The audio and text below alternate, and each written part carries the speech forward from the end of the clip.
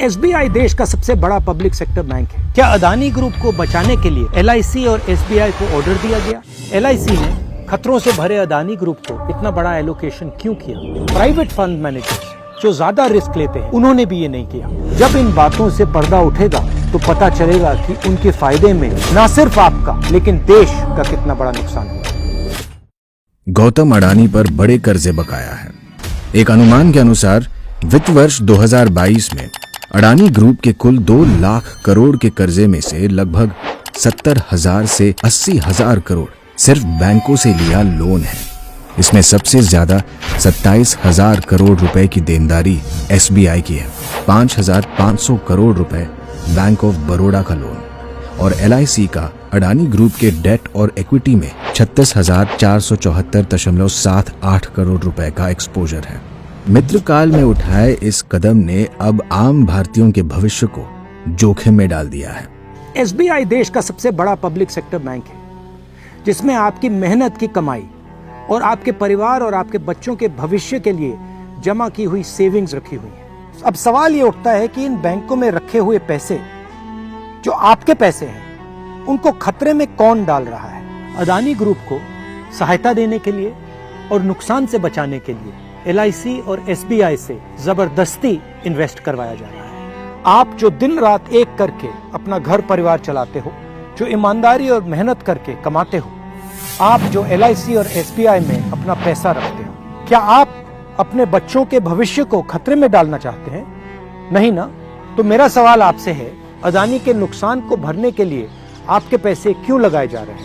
दिसंबर की शुरुआत में 3 प्रमुख ग्लोबल फाइनेंशियल इंस्टीट्यूशंस ने एसबीआई को ऑस्ट्रेलिया में अडानी ग्रुप की कंट्रोवर्शियल कारमाइकल कोल माइन के लिए लोन देने के खिलाफ चेतावनी दी थी।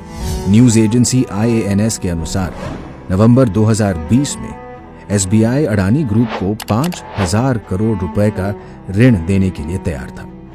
इतना ही नहीं, साल 2014 में अडानी और उस वक्त की एसबीआई चीफ के बीच एक MOU पर हस्ताक्षर भी किए गए थे। एसबीआई के चीफ आपके पैसे को सुरक्षित कर रहे हैं या फिर अदानी के बिजनेस को? भारत की सबसे बड़ी सार्वजनिक बीमा कंपनी एलआईसी का अडानी समूह में पूरे बीमा इंडस्ट्री के कुल निवेश का 98% से अधिक हिस्सा है। एलआईसी ने खतरों से भरे अदानी ग्रुप को इतना बड़ा एलोकेशन क्यों किया? प्राइवेट फंड मैनेजर्स जो ज्यादा रिस्क लेते हैं उन्होंने भी ये नहीं किया।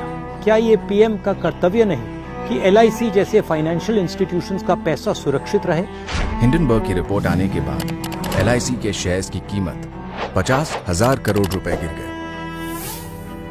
क्या पीएम 24 जनवरी 2023 के बाद अदानी में निवेश से एलआईसी को हुए असली नुकसान की सच्चाई बताएंगे? एलआईसी के इन्वेस्टमेंट के बाद घबराए हुए अदानी की रिटेल इन्वेस्टर्स की परेशानियों को कम करने के लिए पीएम क्या कर रहे हैं? ये कोई रहस्य नहीं है कि अडानी ग्रुप ने शेल कंपनियों के एक विशाल चक्रव्यूह का इस्तेमाल करके सामूहिक रूप से अडानी की सार्वजनिक लिस्टेड और प्राइवेट कंपनियों में अरबों डॉलर्स का लेन देन किया और ये अपने व्यापार की साफ जानकारी दिए बिना किया गया है। अदानी ग्रुप के खिलाफ फ्रॉड, मनी लॉन्ड्रिंग, शेल कंपनियों का उपयोग करने के आरोप लंबे समय से लगते आ रहे हैं। 4 इन्वेस्टिगेशंस हुए हैं, इनमें से एक सेबी ने किया। इन शेल कंपनियों के पीछे कौन है? जब मार्केट में अदानी ग्रुप की शेयर की कीमत उनके इशू वैल्यू से भी नीचे गिर रही थी, फिर भी एलआईसी और एसबीआई ने एफपीओ में पैसा निवेश किया।